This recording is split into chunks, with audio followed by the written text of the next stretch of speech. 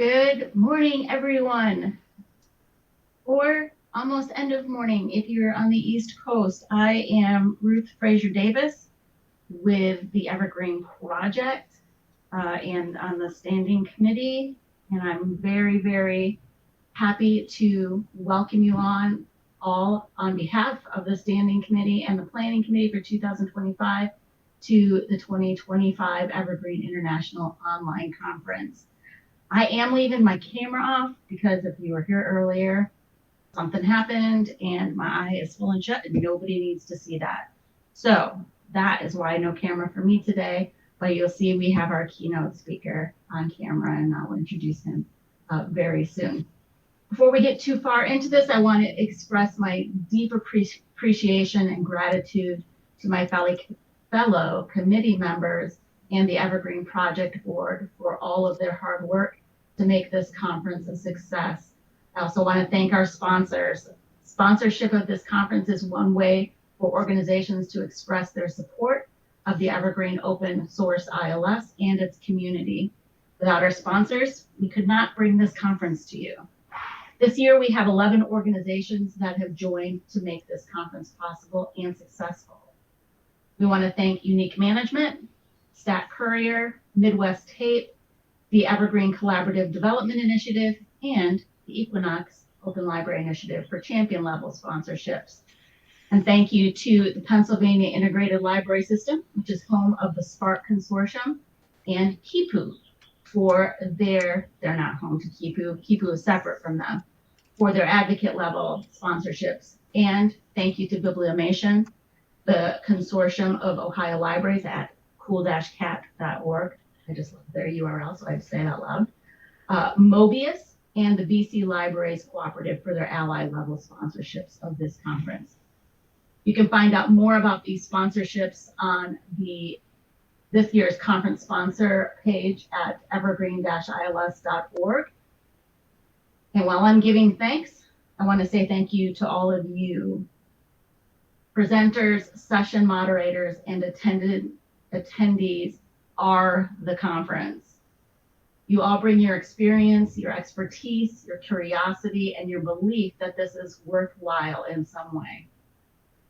I do need to give a shout out about our code of conduct, which is listed on the evergreen-ils.org conference page. There's a link there. And if you have any issues, you can go to the People tab in this event, and there is a little funnel filter there, which most of you are familiar with in other interfaces. You can use that to search down to organizers. And there you'll find a list of people who, if they can't resolve an issue that you might have on their own, they'll be able to escalate it pretty quickly to someone who can. So feel comfortable direct messaging anyone on that organizer list. Next, the Standing Conference Committee has an announcement. I'm going to give it on their behalf.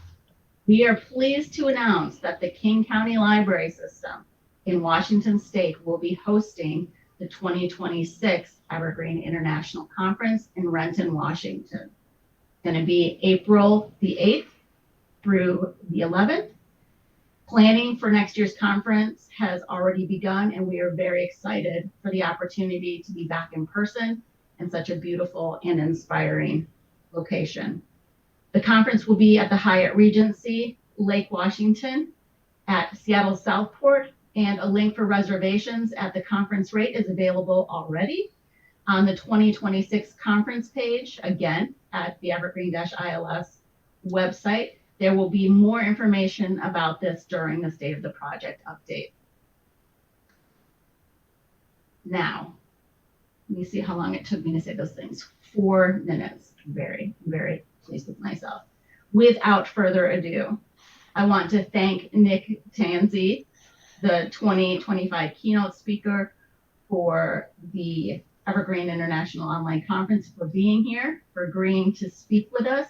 Mr. Tanzi is a nationally recognized library technology consultant and author whose work has been featured and published in Public Libraries Magazine, Computers in Libraries, Library Journal, and others.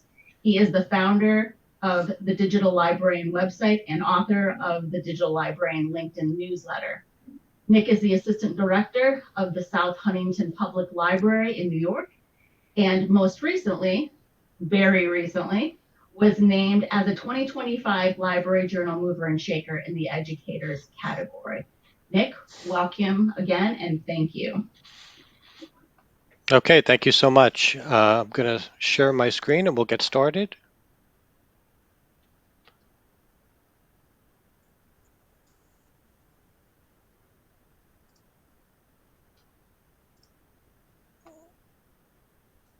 And like I said, Gene, if there's any issue, just let me know because I'll be able to hear you, but I won't be able to see you in this presenter mode.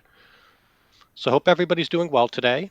Um, right now, I am coming to you from, virtually from rainy New York. I hope your weather's a little bit better, although given all of our seasonal allergy concerns, I know sometimes we get a little excited when the rain knocks the pollen out of the trees. So hope everybody's doing well. A little bit about myself, and you heard kind of my greatest hits track and some of my accomplishments, which is always exciting and also makes me feel a little bit old. But separately, a little bit about my perspective, and that is I have spent now 25 years in public libraries. So a lot of my perspective is informed by that experience. I'm somebody who, uh, you know, entered libraries while I was still in high school. I was a little bit directionless. What do I want to do with my life? What do I want to do in terms of a career? And started working in libraries in high school and worked my way up and spent some time in children's services, in adult reference, and eventually kind of went into that tech silo, right? The digital librarianship or emerging technologies, as we sometimes call ourselves, the tech librarian, before moving on to administration. Separately, I found myself writing more, kind of expressing my ideas with both speaking and with the written word, and that was a way to scratch kind of a creative itch, especially as I moved into administration. More HR stuff, which is important, but doesn't necessarily, isn't as fulfilling. I think sometimes as the creative things, the things I like about technology, and that led its way to the library consultant aspect of my career now, where I find myself. I want to start by sharing a secret, though. Obviously, a lot of my reputation, a lot of my work experience is one of being a technology focused professional. That being said, I am not a techie. I have never been a techie. It's something I kind of fell into. I was a history major. I kind of thought I would be a history professor before I started working in libraries. And as we know, we often start our day thinking it's going to go one way, and then circumstances pull you in different directions. The best laid plans of mice and men. And the same thing can happen with our careers. How we thought it would go, what we thought our focus would be, often changes. And for me, again, I was not a techie, but I think because I was fairly young when I was in the librarianship, there was an assumption that because I was young, I was a techie. Not the case, but I was offered a job as an emerging technologies librarian, as a digital services librarian. And when you're young and you hear that there may be some career advancement, there may be a raise, you jump on that thing. So I kind of jumped on it. And that meant I had to figure a lot of stuff out, right? Namely, how emerging technologies worked.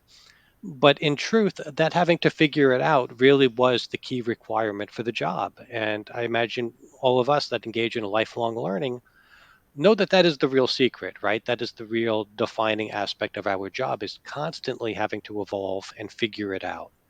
Um, so when we talk about technology, we got to be careful that we don't engage in ageism, that we don't make assumptions, and that we give people the time and opportunity to figure things out.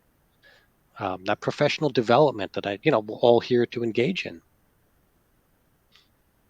I would also encourage everybody, while I can't see it at the moment, is to use the chat really to share your own experiences, that hive mind, that collective experience we all have.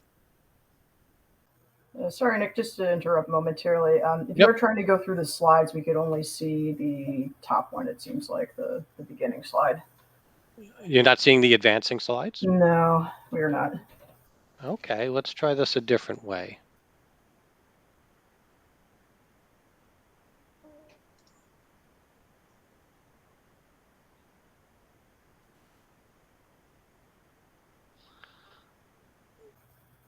So while Nick is getting this ready, we do actually have embedded captions in the stage. So if you want any captions, what you're going to do is under the stage, looks like that column that's towards the right side. Underneath it will be a few options, including chat. So all the way on the right is captions, and then you'll be able to get some live captions there.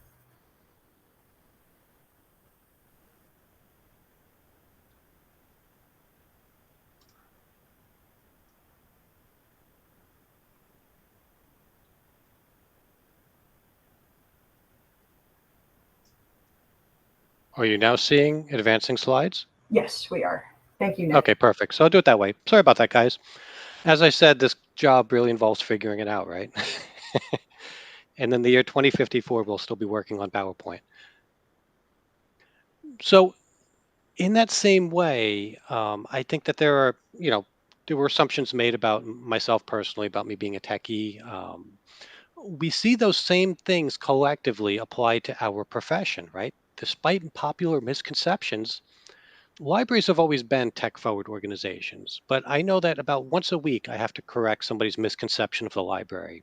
Sometimes it's friends and family, what they think we do, this idea that libraries are kind of repositories of just dusty tomes of information, or that we're slow to adjust, we're slow to adapt, that we're outmoded, or even sometimes obsolete. And we know that isn't the case. We know that libraries actually are tech forward organizations. Sometimes it's out of necessity, but we're early adopters of technology. And then we're providers of critical access to technology. We're folks who end up being the tech instructors to our communities. Throughout my career, and I imagine the same is true for you, you hear something like, why do I need the library when I have? And in 1993, it was the World Wide Web. By 1998, even as libraries had then begun building websites, we heard, why do I need the library when I have Google? 2007, the digitization of library collections. Why do I need Amazon, Kindle, the e reader? And of course, we responded by building our own services. 2010, the iPad, the mobile friendly website that we all built, the mobile responsive website. And now in the year 2022, and onward, we begin to hear about generative AI. Why do I need the library when I have ChatGPT, when I have Claude, when I have Microsoft Copilot, all of these things? And history tells us that these things are seen as threats or as replacement to the library, but inevitably, what do? We co opt these technologies, we adapt to them, and sometimes we adopt them. They're not a threat, they end up being an augmentation of an existing library mission. And what is that mission? And why do libraries engage with technology? Well, oftentimes it's mission alignment. Our missions as libraries are often meeting the informational or the recreational needs of our community, bringing art, entertainment, culture to our community, fostering curiosity, and technology interfaces with that. The tech doesn't tend to replace things, it tends to change the format of information, how we interact with that information, oftentimes the quality of information. If we look at AI, if we look at the age of the internet, the age of social media, we're not at a deficit for information, but we are at a deficit for quality information. Then there's that scary word, operational efficiency. Really, it means that we do our jobs a little quicker, faster, more conveniently. But that word can be scary. It can sound like it kind of is the accompaniment of a pink slip, right? And that's part of our concern around technologies like artificial intelligence, where it feels like replacement. It feels like an undervaluing of our jobs. We engage with technology to retain relevance. We help people navigate the kind of society, right? And that is impacted by technology. Formats change. The print book became the ebook. Now, the print book is still key, and we'll see that in a little bit. But when the format of information changes, we make sure that we change our approach to retain relevance. It doesn't mean reinventing ourselves in ways that take us away from the core mission of the library, but oftentimes in the pursuit of our existing mission, we have to change or augment our approach. We provide equity to our community, digital equity in particular, that ability with that need for, an internet access, for the access to hardware and software that allows a person to fully participate in society. When we're doing our jobs correctly, I think libraries are one of the great equalizers in society. We engage with technology to help navigate disruption. New technology can change things and in ways that are uncomfortable. The internet put a lot of people out of jobs. The internet required that a lot of people upskill, right? The internet created a lot of new jobs. When a new technology comes out, it inevitably shakes the game table and it requires that we help people to reskill, to retrain, to give context to what can be a confusing situation. And in truth, sometimes we engage with technologies for the novelty factor. Novelty is great, it's exciting, but it shouldn't be the key driver of why we engage with technology. Um, it needs to have that kind of mission alignment. Now, in the year 2025, the library tech landscape is a challenging one. I would say the state of our union is not great when we look at libraries. It is a challenging environment, and technology is playing a big part in that. Things like the disruption caused by artificial intelligence, um, our increasingly stressed budgets trying to serve in person users and digital users, right? Trying to provide growing collections of digital content, of matching the convenience of modern life, which can be expensive. Technology adoption can be expensive. So we're riding all of these waves of disruption, um, all of these pressures, and it can be a very uncertain, challenging environment. Obviously, one of the elephants in the room when we talk about tech disruption is artificial intelligence. And right now, libraries are trying to define their role, trying to define their relationship with the technology that is problematic. There's a certain omnipresence to AI. It seems like it's a bit unavoidable. It's everywhere you look. And when you think about it, the internet now is largely influenced by artificial intelligence, and the majority of images you see online are AI created. It took photography 150 years to get to 2 billion images.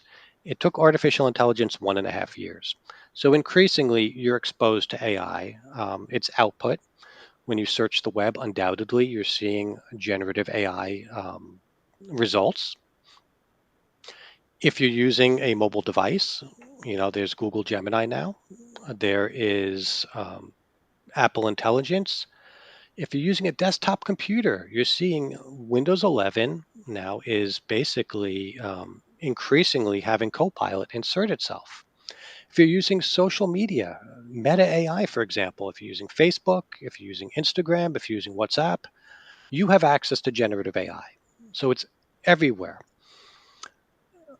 While we have access, what we don't have is understanding. We're trying to understand how this technology works, and us, and by extension, our users. We don't have a lot of guidelines. There's not a regulatory environment governing this technology. There's uncertainty at the organizational level of should I use this? Can I use this? In what instances? How do I use this? Is there training?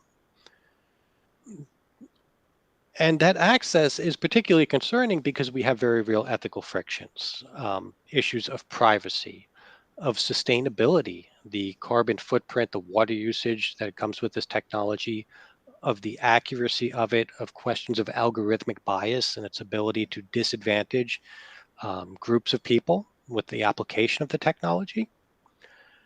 And one of my anxieties with this technology is its complication of our information space. It is so much harder to find good information. This is the age of disinformation, of misinformation. Um, of going with our gut in ways that can be concerning. And generative AI, listen, can hallucinate, can make stuff up. Um, its outputs can be used to confuse people. And that aligns with the age of social media, where it's from generative AI out onto the internet and it's shared by tens of thousands of people.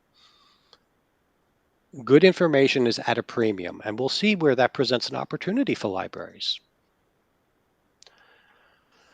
Really interesting report came from Common Sense Education, the dawn of the AI era, teens, parents, and the adoption of generative AI at home and school that's publicly available. We need to think about our youth when we think about this technology. And one of the interesting pieces of that, majority of high schoolers are using generative AI, but among those folks that do use it, about 70% of their parents were unaware that their children were using generative AI. So there's a knowledge gap, an awareness gap that libraries need to fill. We are in an age where intellectual freedom is under attack, and artificial intelligence can be used to ban books, and that is not speculative. Mason City School District in Iowa is using ChatGPT to determine what books to ban. They feed the list of their holdings, they feed ChatGPT the rules governing what is appropriate materials. And then the librarian is not making this decision. It is, in fact, the artificial intelligence which is determining what books need to be banned. It is minimizing library experience. So we need to understand that while AI can do things like diversity audits, AI can also be used as a tool for exclusion, not inclusion, as a tool for censorship. And I mentioned the impact of AI on the information landscape. You see here, this is a Google search for baby peacock. It returns 19 images, and 14 of them are AI generated without disclosure.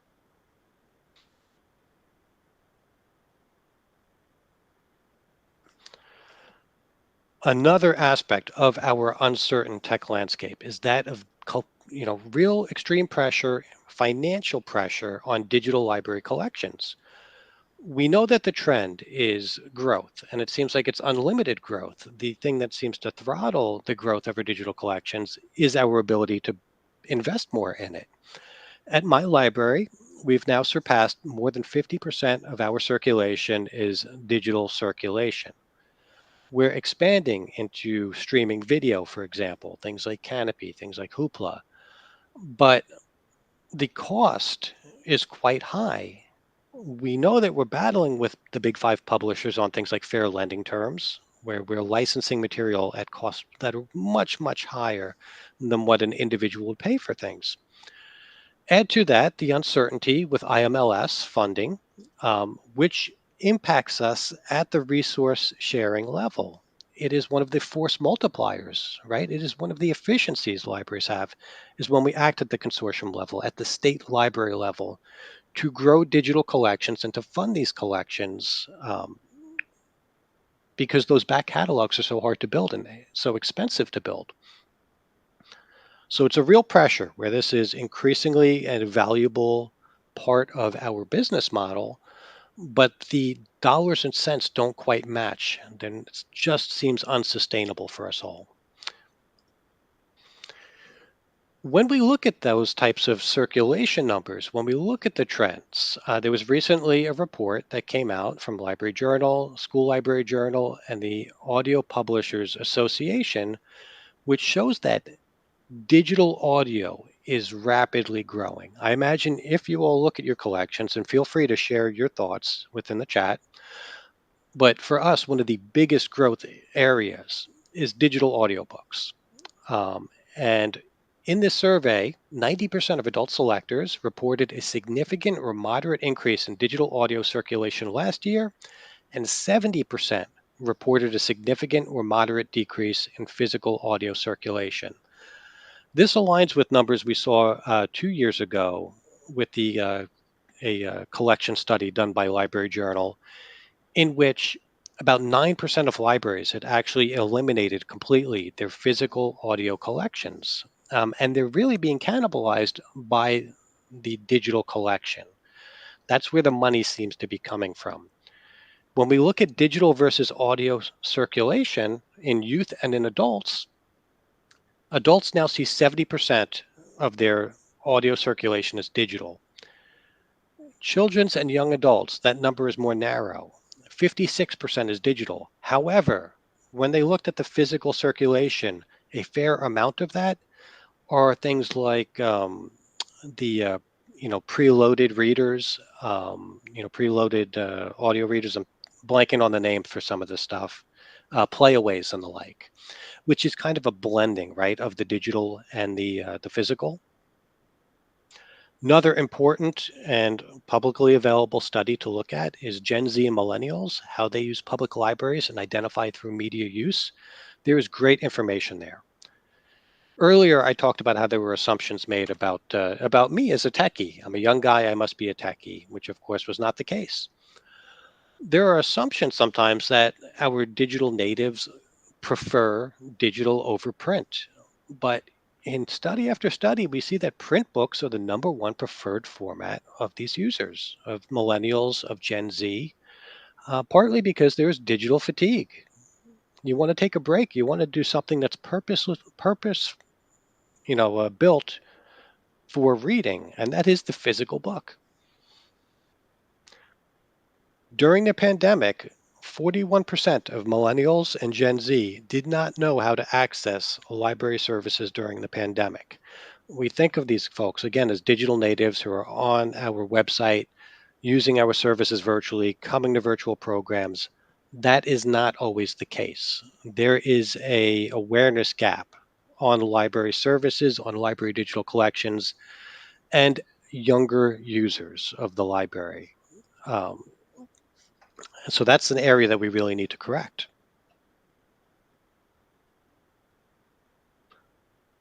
One of our challenges is tech-driven space challenges.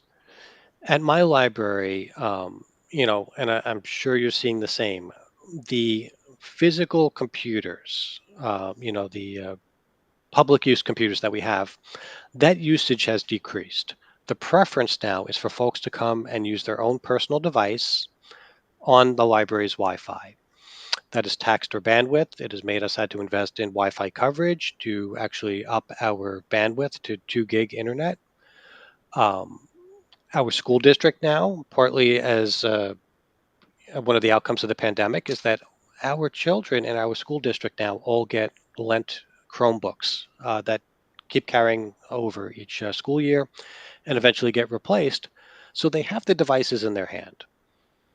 One of the big space challenges many of our libraries are facing is Zoomification, is Zoom, is video chat, because it's a challenge in that folks need to use our physical space. They want it to be quiet, but quiet for them. They then want to engage in a conversation. It's similar pressure that we see sometimes with tutors. And a huge percentage of our use now is folks who are using the library to conduct business, to talk with friends virtually, to go to school, to attend a class. That has been a real space challenge. And the need for these spaces has really outpaced our ability to provide it. Folks have an infinite appetite for the internet, and typically we would shut down our building and our Wi-Fi at 9 p.m., and we've had to look into extending hours. And then there's the rise of hotspot lending. 2023 Public Library Technology Survey tells us things like about 50% of libraries are now lending hotspots. We lend hotspots here at South Huntington, although it feels like, again, the need outpaces our ability to provide it. Hotspot lending is, in particular, more commonplace in rural communities because, again, it's filling a real need there. About 60% of rural libraries now engage in hotspot lending.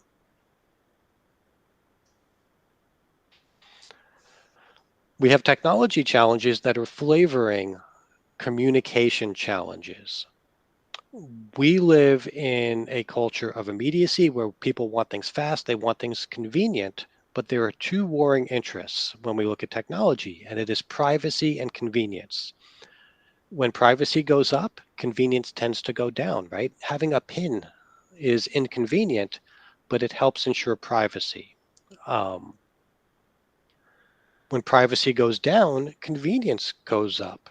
If you turn on or turn off location-based services on your phone, you will notice you can get your privacy back if you hide from Google where you are, but then suddenly Maps is much less effective. The ads you get are much less related to your interests.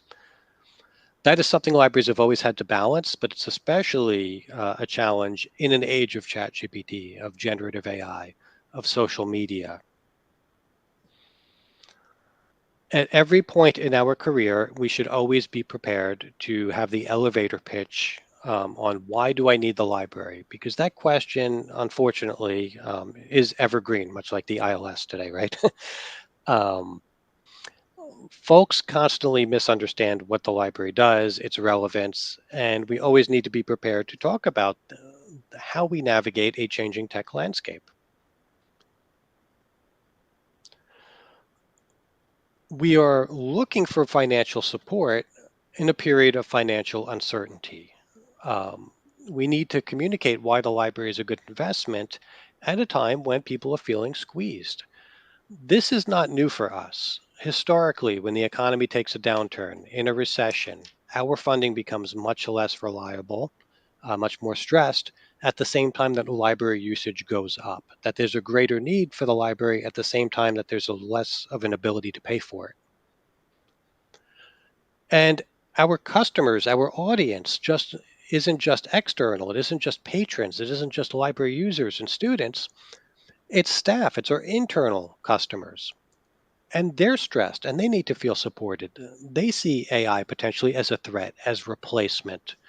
Um, you know, they see this changing tech landscape and need to know, is training there? Is the handholding there? What are the expectations?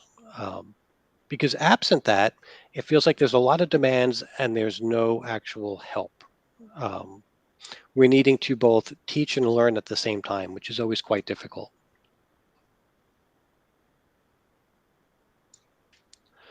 So let's look at the road ahead. We have a lot of stressors. There's a lot of, I would say, chaos going on right now. There's a lot of technological change. What does the road ahead look like? One of the focuses of libraries, I think, needs to be to teach AI literacy. I do like this definition. AI literacy is the knowledge and skills that enable humans to critically understand, evaluate, and use AI systems and tools to safely and ethically participate in an increasingly digital world. We need to create informed citizens. Now, first off, we need to inform ourselves so that we can teach others, but knowledge, education is a force multiplier.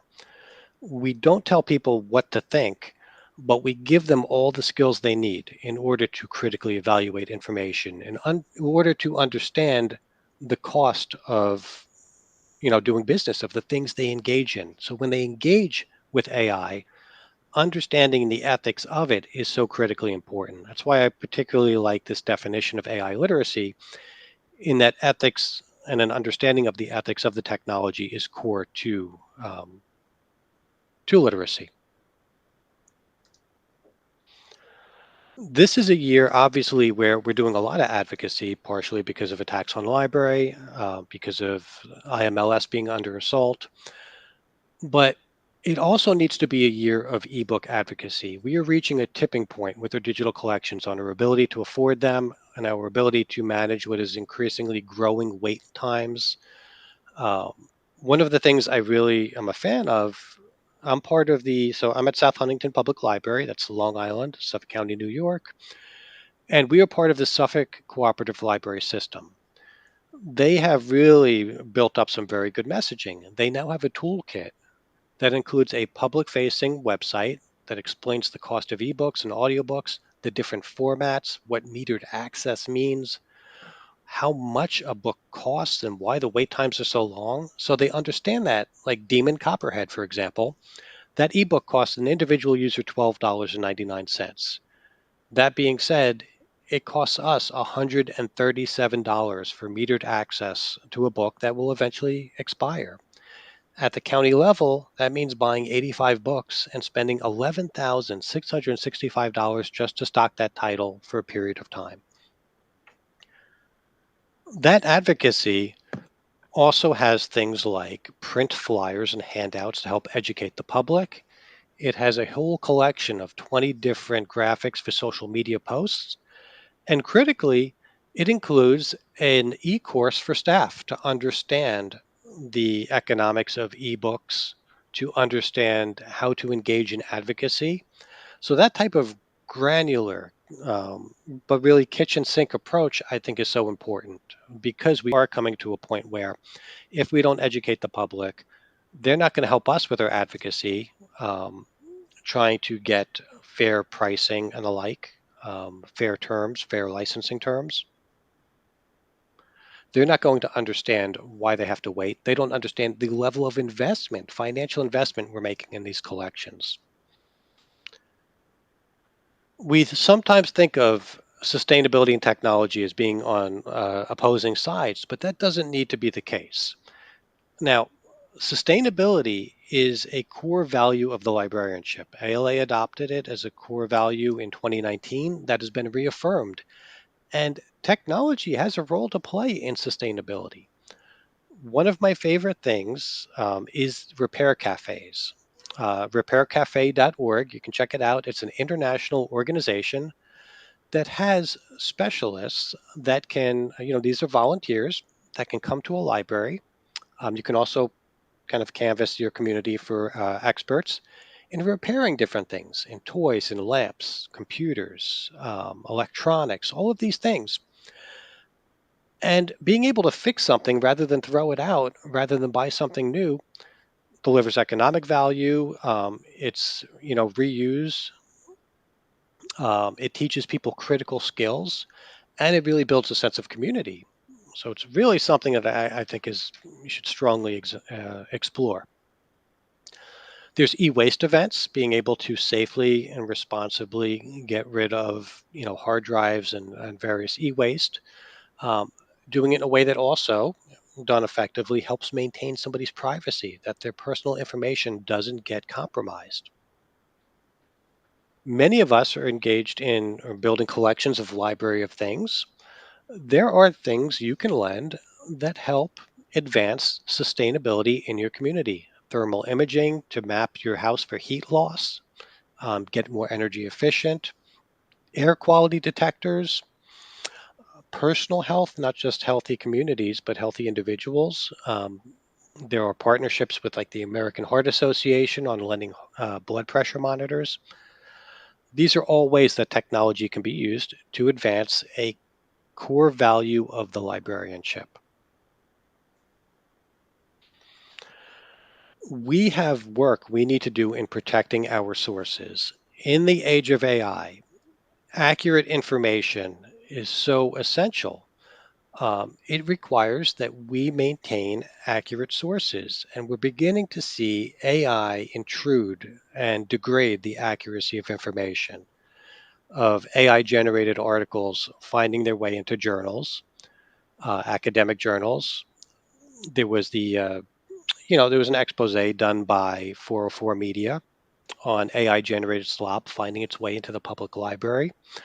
And listen, it's been highlighted. We're seeing now, because it's a known issue, that some digital collections, some vendors are taking this seriously and are looking to mitigate or at least have, if not exclude AI generated content, to have people be able to filter, to at least have transparency where it exists.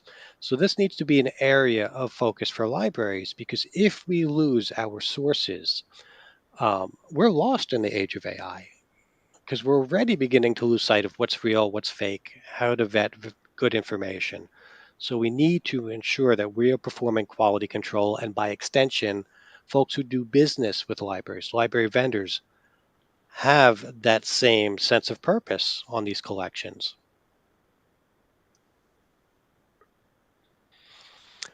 The library of the digital era is a small business engine. When we talk about messaging, when we talk about, talking about or communicating value to our users, small business holds a special place in the hearts of Americans. Um, in particular, This is a dollar and cents argument we can make. We know that libraries are work sites, and we need to highlight the high speed internet we provide. We need to look to what degree do libraries provide things like interview spaces or training locations. We have what was an underutilized technology center that we have reimagined as a training space. We have businesses in the community that have to do annual training, for example, with real estate licenses, and they found these are really helpful spaces. And it highlights the library as the economic engine of the community. Computer literacy is a moving target, and computer literacy is essential to business. In particular, following the pandemic, we saw how we moved into these collaborative work environments. I imagine during the pandemic and immediately following, you found yourself using things like Google Workspace and Canva and Office 365 much more intensely than you ever had in the past. We've built these work environments, and those are valuable skills to communicate to the business community to help them build their computer literacy. Libraries engage in so much social media marketing, and that is a valuable skill that we can teach small business owners. In particular, as social media changes, as platforms fall in and out of popular use, as rules change, as regulatory environment changes, as formats change. Um, so, teaching people best practices to social media marketing is a skill that many of us have within our organizations that is extremely valuable to our business communities.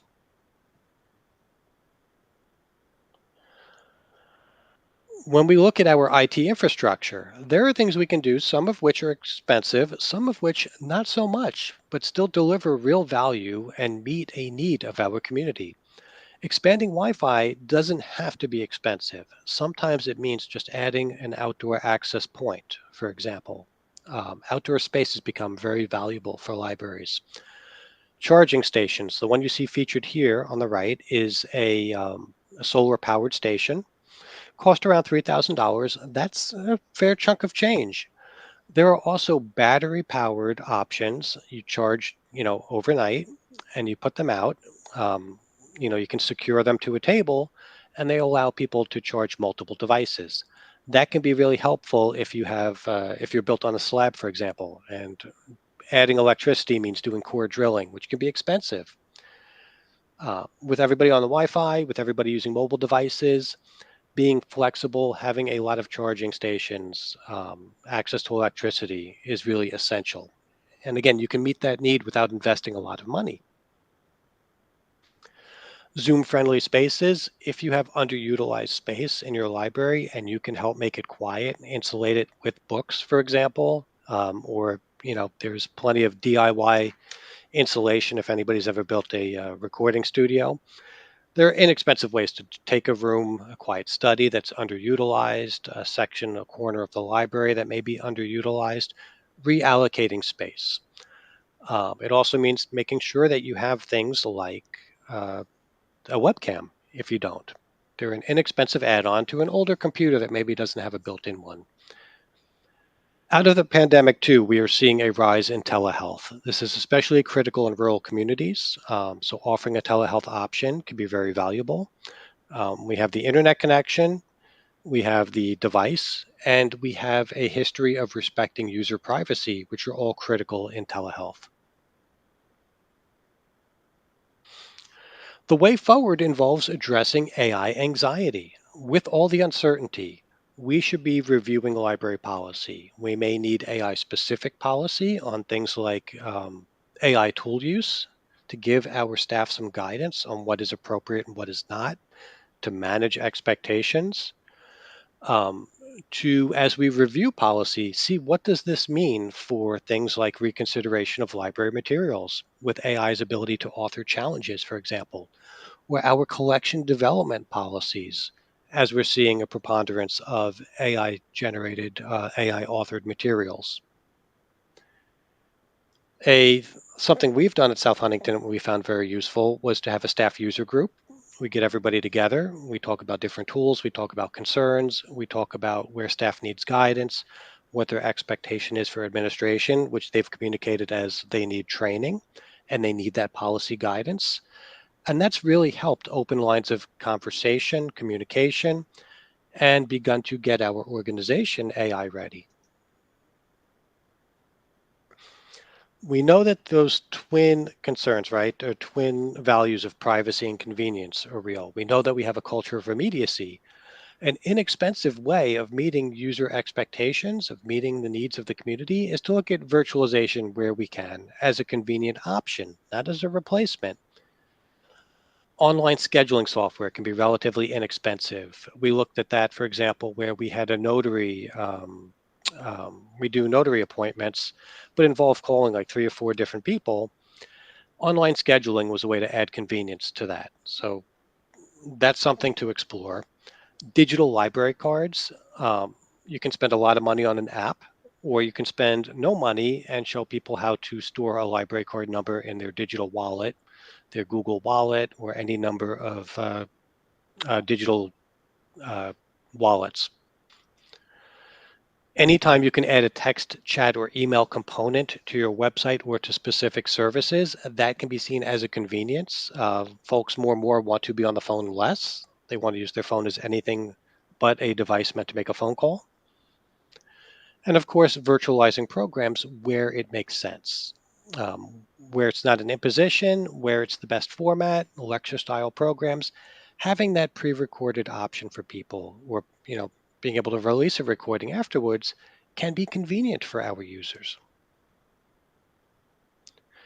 In this time of economic anxiety, it is important to talk dollars and cents, to communicate the value of the library, to highlight things that we've always done, upskilling the workforce, upskilling individuals, reskilling, workforce development, how tech lending can save money, how digital collections can have real dollar and cents that can be saved rather than doing a subscription service.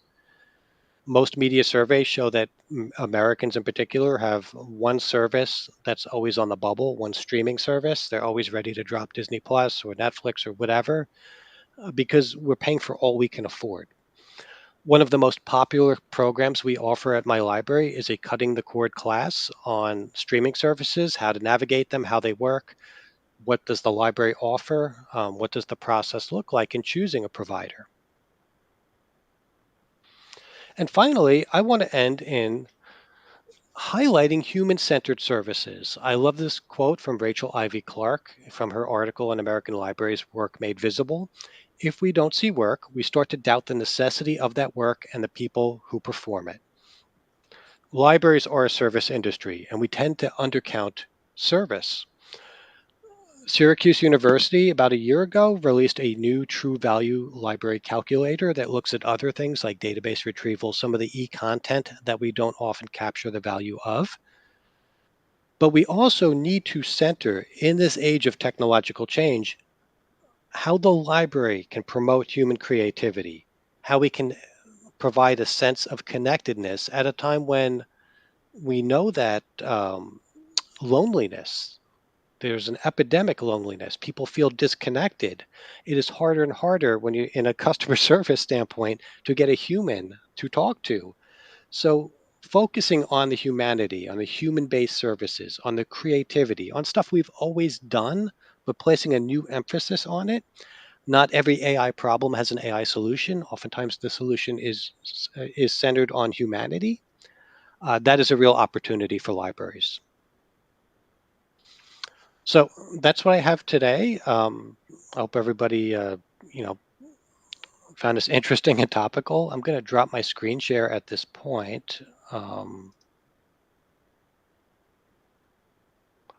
then I don't know if we have time for questions or not. Yeah, we But have about 5 minutes, I'd say, for questions, which should be plenty of time. So please put something in chat if you would like to ask Nick a question before we adjourn to the first session of the day, which will be at the top of the hour.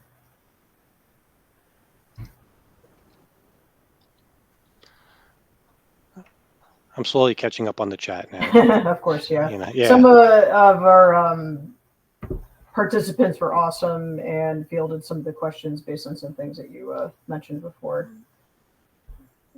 Okay, that's good because I promise you I am not the smartest person in the room. So a lot of the experience and expertise is going to be in the chat.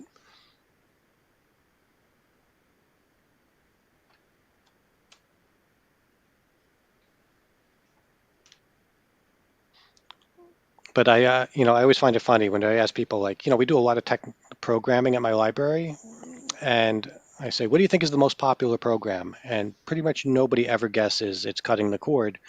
But that is the program we have to offer at least once a month. There is such a demand for it.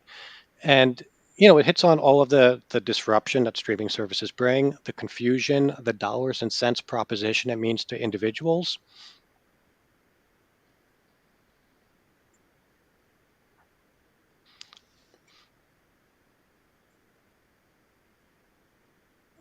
Okay, I see a question. How do you deal with the gap between community leaders and library staff who are interested in providing cutting edge tech and patrons who are in need of super basic assistance, especially when strategic planning? So, great question.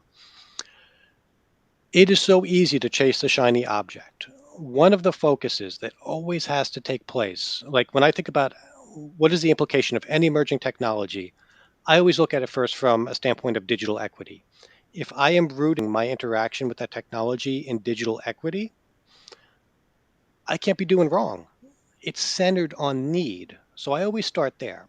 Then maybe there's somewhere really cool I'd like to get to with that technology. Taking an incremental approach is key because when you're incremental, you're not investing too much time or money, you're starting small, and you're letting the user drive the interest. If people want more, that's a conversation I like to have. I like to go to my board and say, hey, we're getting yelled at because we're not doing enough of this, rather than having to explain why I spent a lot of money on something that was a bad bet. Final point I'll make, when you're um, incremental means more beginner classes at the outset. And those beginner classes build intermediate and advanced users. So you're growing that future audience. So when you offer a class that's more niche, or program or service that's more niche and requires expertise, you've grown that potential audience. I Another see. What is question. the? Do I have time for another, Gina, or Yes, am I? yes, you do. Sorry, I was going Okay. to also read the question for you, but you Oh yeah, got yeah. So it. what is the best way? Do you think for libraries to combat AI in a way that is feasible in a world that is so pro AI? Well, here's the thing. I am more ambivalent about AI. There are plenty of things that concern me about AI, but I think that libraries have a real role to play in educating their community, and not denying the utility of the technology where it exists. It's not running away from the technology, but it's giving everybody the tools they need to make an informed decision and an understanding of it, of the cost. And we should always be asking ourselves, what is the cost of using a technology or thing? Um, when I think about combating AI, I think about combating misinformation, disinformation, of teaching people media literacy in the age of AI. And part of that we'll have to figure out ourselves. We'll have to up those skills. We'll have to apply traditional things like the CRAP test and teach others. But also, there are partners in this.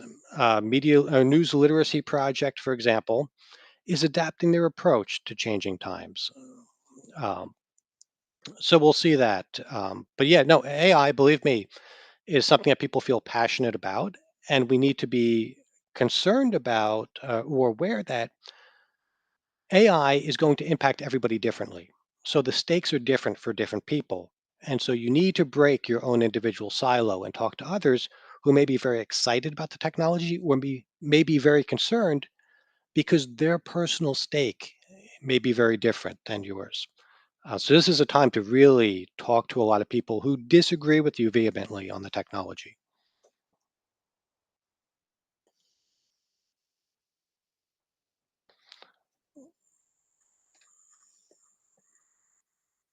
And I'm glad to see Gabe. Yes, was the concern was when we're talking about combating is misinformation, disinformation. That's where all of my AI anxiety, about 90% of it, is on the information space and our inability to understand what is real and what is not, because that impacts everything else that comes after.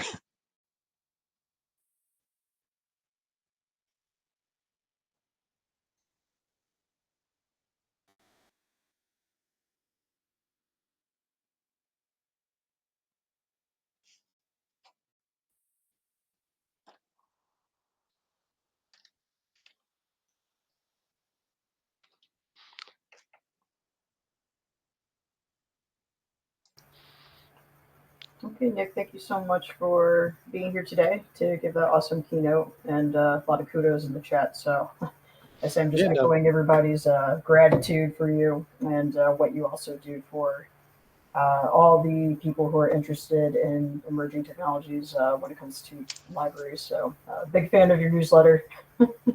oh, thank you. Yeah, no, I appreciate it. And I'm pretty reachable, folks, on social media, on my website. So, I'm always happy to follow up with anybody if they have any questions. Or even, sometimes we want to ask a question and not be on camera. It looks like there's one more question if you want to take it. Simone put one in there for you. Sure. Do you think specific language about AI battling misinformation, disinformation should be included in strategic plans? There are ways to talk about AI without talking about AI. You can talk about, I don't think there's anything wrong with listing AI, misinformation, disinformation in terms of strategic plans. I will tell you when the World Economic Forum looked at the most disruptive events to impact society in the next 5 years, I can't remember if AI was number one or number two, but it is something, it's a real harm that we need to mitigate. So, yeah, I would think that that would be super important. To include in a strategic plan, although a strategic plan that simply mentions the library will focus on providing accurate unbiased information speaks to an information space that's shaped by AI without ever explicitly mentioning AI.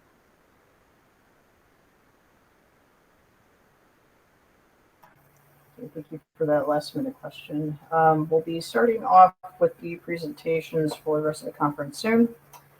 We also have exhibitor break times, exhibitor lightning talks today, and the project board will be also presenting their strategic plan.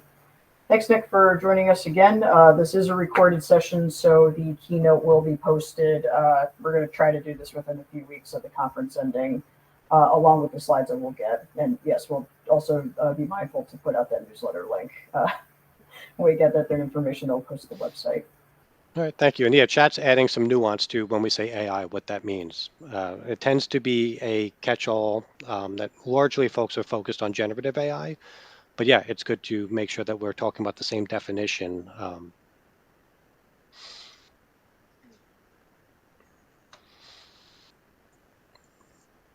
All right, guys, enjoy the rest of your day. And I guess I'll just jump out of the session now. Okay, yep. I'll go ahead and end the broadcast. Okay, take care, all. All right. Thank you. Just as some housekeeping notes, we do have the schedule that's also posted in the reception portion of Ring Central. If you do also look onto the website, which has the program descriptions and schedule, that's also available there too. So in a couple minutes, we'll be doing fostering a community for collaborative testing in track 1, I believe, in sessions, and then track 2 is going to be the batches, baskets, and buckets presentation. To get there, you'll click on the sessions portion on the left side and then go to your respective track. So thanks again, everybody, for attending, and we'll go ahead and end this broadcast now.